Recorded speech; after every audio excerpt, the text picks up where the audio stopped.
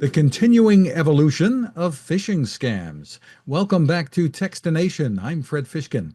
Joining us from Hacker Rangers is Global Director Marcelo Barros. Hi, Marcelo. Hey, how are you, Fred? Thanks for inviting me to this chat.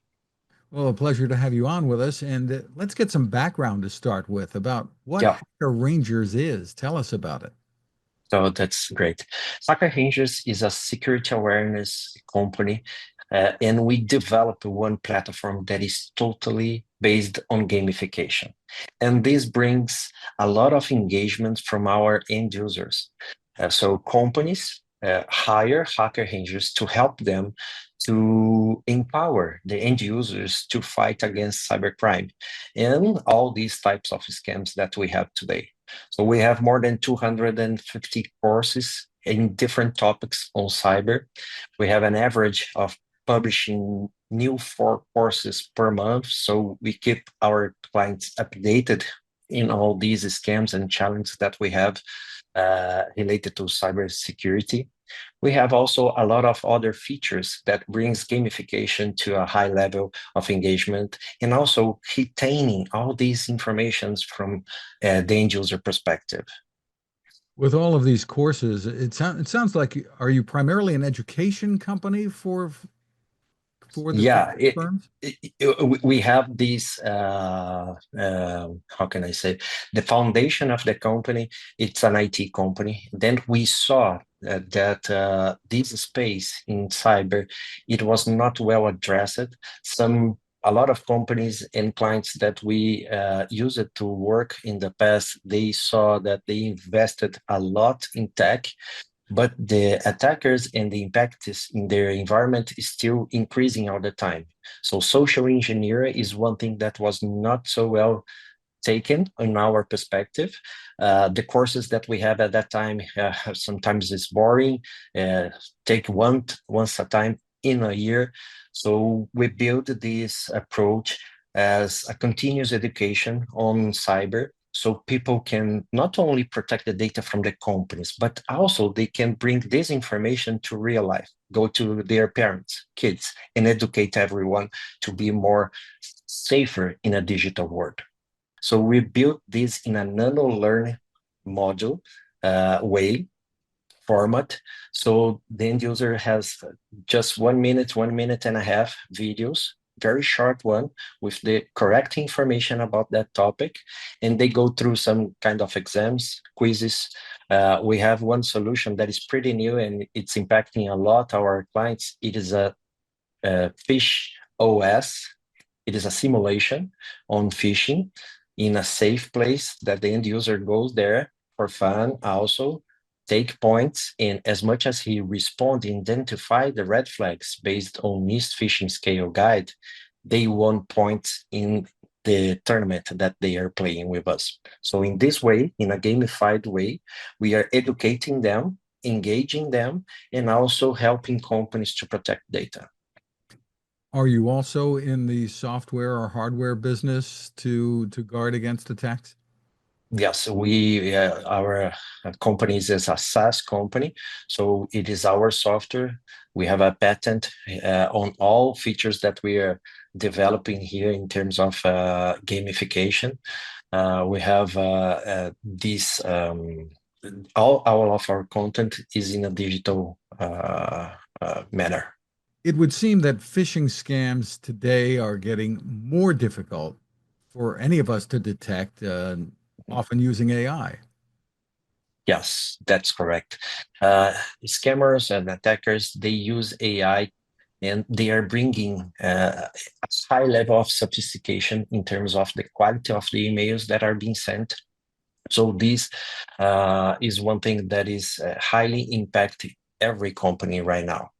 And what we understood here, Fred, that can help a lot companies is to develop the mindset, the awareness on a person to understand these attacks are more and more sophisticated, and human needs to be a strong firewall in this process. So they need to take attention to understand, to validate all information that they receive in order to be more, how can I say, self-aware and not clicking in everything, because there's a lot of emotion behind all these aspects, because the content also from these phishing emails are sophisticated, taking a lot of information that is public in the internet, and they go through the person. They can create a very personal attackers. So seems that is very real coming from other people that are from their network, for example. So maybe give us a little bit of your education here. What kinds of safeguards should we all be using? Should we be changing our mindsets here? Yeah, the idea is sometimes I said to the person, says and contact people and say, uh, don't trust in the first 2 or 3 seconds in everything that you receive. Take some conscience and make some questions for yourself. Be mindful and see if that information is from that person. Normally, they send this to you. We have a lot of things that we react very fast, and the world is very fast right now. Everyone is seeing moving in 1.5 speed or 2 point speed, 2 times the speed. So they are trying to react too fast for everything. So it's very important for everyone to take this conscience.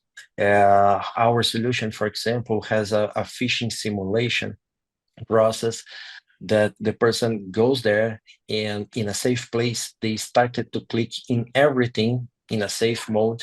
So he understood that the URL, for example, is malicious. They check the sender if it is a correct email or not, and when he goes out from this simulation, it's expected for him to go to his mailbox and take the same actions. Let me pass the mouse here, let me check, and develop this sense of awareness all the time that they are receiving a phone call or receiving a text message, SMS, for example. There's a lot of ways right now that they are developing sophisticated attacks in different channels to achieve some kind of human weakness, and then they can start the attack. And you're working with some pretty well-known companies, I understand. Yeah, well, for example, our company here in Brazil, it is a global company, but we started here in Brazil. Now we are expanding to the world. We have more than 400 clients already. Some big companies like Toyota in Europe signed with us. We are close to expand for 3 new companies in South Asia right now. We have clients in France, in the USA, Latin America. So big companies also in Brazil that are international, they hire hacker rangers here, but they expand the content and the training in a gamified way for international employees. So there's a lot of to come as well in this area.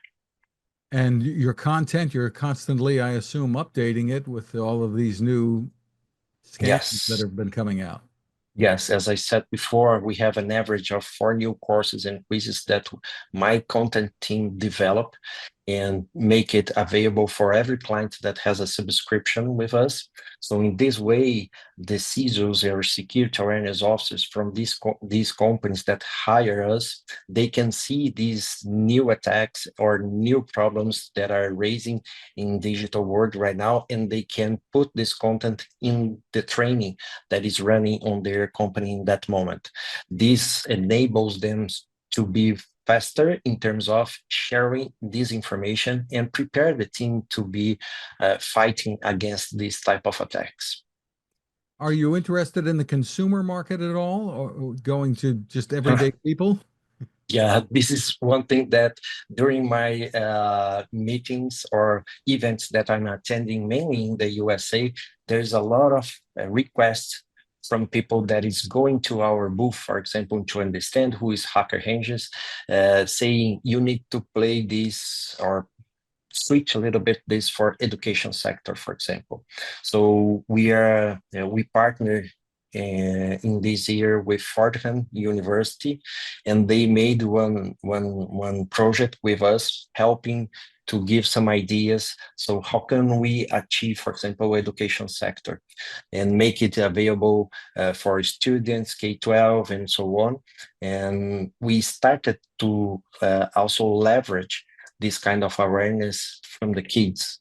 So there's a switch probably in the business as well. So we can go further for kind of a B2C, make this enable to everyone. Terrific. For more information, the site is hackerrangers.com. Marcelo Barros, thank you so much for spending time with us. Thank you so much, Fred, for the invitation.